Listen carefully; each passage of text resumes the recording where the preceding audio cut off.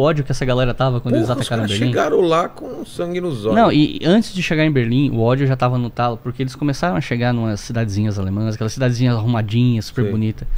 E por mais que a União Soviética tenha crescido muito nos anos 30, nas zonas rurais a vida ainda era muito difícil, a galera pobre, às vezes não tinha, sabe, banheiro na rua, aquela coisa. Os caras chegam e começam a entrar no território alemão, aquelas cidades super bonitas, eles invadem a casa, mobília boa pra caramba, uma qualidade de vida enorme. Os caras, o que esses filhos da puta foram fazer lá, cara? Eles entraram no nosso país, mataram geral. E pra quê? Eles têm tudo. Esses caras têm uma vida que eu não tenho. E aí o ódio crescendo. E aí você tem a imprensa soviética, você tem escritores. Tipo, tem um caso, eu mencionei ele recentemente, do Ilya Ehrenburg, por exemplo. Ele era um escritor que publicava, eu não lembro em quais jornais, se é o Pravda, se é o Krasnaya Zvezda, enfim. Ele publicava textos assim de, tipo, botar ódio na galera mesmo. E eu acho que o texto mais famoso dele é um chamado Mate o Alemão. Então ele falava o texto todo assim: o dia que você não matou um alemão é um dia perdido. Mate um alemão. Cara. Não sei o que. Tipo, galera tava bem na cabeça. Não sei o que. Mate o alemão. Não sei o que. Mate o alemão. Tipo. E os soldados adoravam ele, Ehrenburg. Porque. Sabe aquele cara que assiste o programa Pinga Sangue, tipo, da Atena? E ele fica no ódio. Aí ele entra na vibe do bandido bom e bandido morto. E ele fica fã da Atena, do cara. E aí, às vezes, se um cara desse é processado porque fez uma fala, sei lá, uma fala homofóbica, falou uma merda. Tem uns defensores, tipo, vocês não mexem com o cara fala real, manda real pra gente. Os soldados soviéticos tinham muito respeito pelo Ilya Ehrenburg, porque ele meio que, de certa forma, traduzia o sentimento de ódio que essa galera tava sentindo. E os soviéticos não perdoaram, assim. Inclusive, é uma polêmica enorme da quantidade absurda de estupros que foram cometidos na Alemanha pelo Exército Vermelho. Tem um livro que fala de endereços. Ele tem um livro que ele fez um catálogo desses estupros e tudo mais. Esqueci o nome, não conheço. Que ele fala rua tal hora. Foi um catálogo feito a partir de relatos, né? Das pessoas e tal. Que é um número absurdo, assim, que houve um estupro em massa. Tem gente que fala em... Eu não sei de onde vem essa estatística, mas tem gente que fala em até 2 milhões de estupros, né, nessa ocupação. Eu não sei dos números. E aí, assim, isso é um tabu enorme, porque na União Soviética, se você fala disso, você é penalizado criminalmente. Porque isso entra na lei de proibição de difamação do Exército Vermelho. Caramba. O Anthony Beevor, um autor super consagrado da Segunda Guerra, ele fala muito disso no Berlim 1945, tá sempre falando disso, né? E ele falou uma vez na entrevista, tipo, para as leis atuais na Rússia, eu sou um criminoso.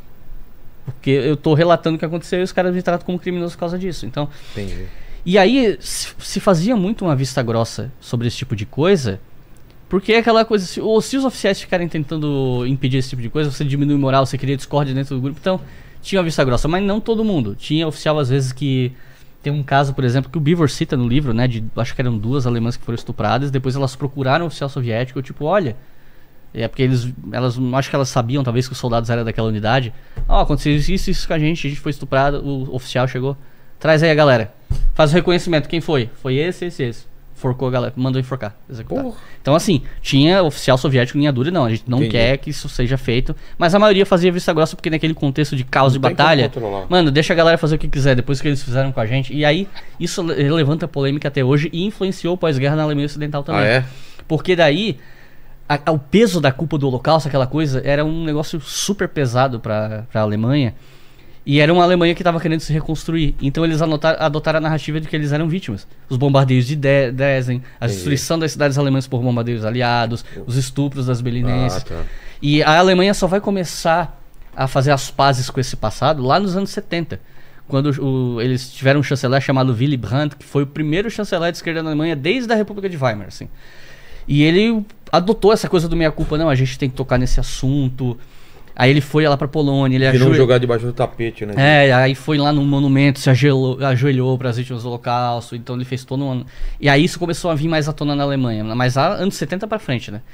No pós-guerra inicial, eles estavam focando muito, né? Nós somos vítimas, por quê? Como é que você constrói uma sociedade que fez o que fez? Sabe, o cara da tua rua, que tu ia lá na padaria dele comprar, esse cara tava trabalhando num campo, exterminando pessoas. Cara, não dá pra imaginar. Você tem lá 10 anos de idade, teu pai volta, e teu pai participou disso. Teu pai entrou numa cidade e fuzilou mulheres, crianças da tua idade ou até mais novas. Como é que você lida com... Ou então, até mencionei isso recentemente, a galera que perdeu na Batalha de Stalingrado, que foi capturada, muitos deles foram mandados pra Gulag e só foram libertos lá em 56, no processo de desestalinização, etc. Agora tu pensa, tu é um soldado alemão, tu vai pra guerra com a promessa de que a guerra vai acabar antes do Natal. Você toma no rabo a Batalha de Stalingrado inteira, você é capturado, vai pra um campo de prisioneiro soviético, trabalho forçado, fica lá muito mais tempo do que tu ficou na guerra. Você entra lá em 43, sai em 56. Porra. E aí você volta pra Alemanha, chega lá, tua esposa tá casada com outro, Claro. teu filho não te reconhece como pai, tu não tem, a casa não é mais tua, a sociedade mudou, o que você faz? Então, foi um trauma muito pesado pra Alemanha. Que eles tiveram que lidar do jeito que dava, e o jeito que eles conseguiram é, vamos focar aqui no que a gente passou de mal também, porque talvez seja o jeito que a gente vai conseguir reconstruir essa nação, né? Aí depois tem divisão da Alemanha, papapá, não sei o quê. Entendi. Mas... Enfim. e o negócio de Hitler e tal, né? O Kurt Cobain. Então, assim, Hitler, ele recebeu a notícia, quando ele tava no bunker dele, Em Berlim. que Mussolini tinha sido pego pelos partisanos, foi morto pelos partisanos, penduraram ele num posto de gasolina com a amante dele, e a galera jogando pedra no cadáver dele. Essa Tem foto a gente Mussolini. não vai nem colocar aqui, Claro, porque claro. ela é muito agressiva. Então, assim, a galera vilipendando, cuspindo, e essa notícia chegou no Hitler. Ele ficou absurdamente transtornado, porque ele pensou, vai acontecer a mesma coisa comigo. Mas não, é pior, né? Ou pior, né? E aí ele decide, não, vou de base. E aí, né, ele ainda testou o veneno no cachorro dele. Eu recomendo. Sério? Pra ver se ia fazer efeito. Eu recomendo muito a galera que não assistiu ainda, assistir A Queda, As Últimas Horas de Hitler. Cara, eu não vi esse filme até hoje, vale a Cara, pena esse mesmo? filme é Tem maravilhoso. aquela cena cara. famosa, né, que o pessoal faz Esse meme. filme é meme, maravilhoso. né? Ele é muito baseado nas memórias da... Ai, qual é o nome dela, cara? Pô, deve ter algum streaming, né, isso daí. Eu esqueci o nome dela, mas era a secretária de Hitler. Tá. Esse livro, ele é baseado num livro do Joachim Fest, que é um jornalista alemão, que escreveu muito baseado nas memórias da... Ai, cara, que desgraça. Eu cheguei aí numa exposição que tinha máquina de escrever que essa mina usava, eu esqueci o nome dela. Mas eles procuram lá o que... O Vitor também vê aí. Então... Hitler percebe que assim, ó, ele foi traído por vários dos seus generais, gente fugindo de Berlim, porque ele queria que a galera lutasse até a morte, assim. E a galera fugindo, o Fegelein, que era o cara que casou com a irmã da Hermann Braun, que era meio cunhado dele, entre aspas, tava querendo fugir, aí ele pegou, mandou matar o Fegelein. Então, assim, foi um caos. Aí o Joseph Goebbels estava no bunker também, aí ele se matou, ele, a esposa e os filhos, as crianças se mataram também com veneno. Porque eles sabiam que os soviéticos iam, sabe, ia ser um... Era capaz de eles levarem Hitler pra Moscou numa coleira e botar ele, sabe, na frente da galera. Então, eu não vou passar por isso, não. Se matou. E aí, o comando... Assim, se esperava que o sucessor natural de Hitler fosse o Hermann Göring, que era o cara que comandava a Luftwaffe, né, a Força Aérea Alemã. Ele era um herói de guerra da Primeira Guerra, sabe? Também era um aviador alemão, que lutou ao lado do Barão Vermelho, junto com o Wolfgang von Richthofen, né, o primo, o irmão do Barão Vermelho, foi um oficial importante da Luftwaffe na Segunda Guerra, e até onde se sabe era um nazistão mesmo, não era só tipo, estou defendendo minha pátria, não, o cara era... E o Hermann Göring era um herói da Primeira Guerra, pipipi, papó, e era o cara que comandou a Luftwaffe durante toda a guerra. Se esperava que ele fosse o sucessor natural de Hitler, se não me falha a memória, o comando foi pro Karl Dönitz, que era o comandante da Kriegsmarine, que era a marinha, né?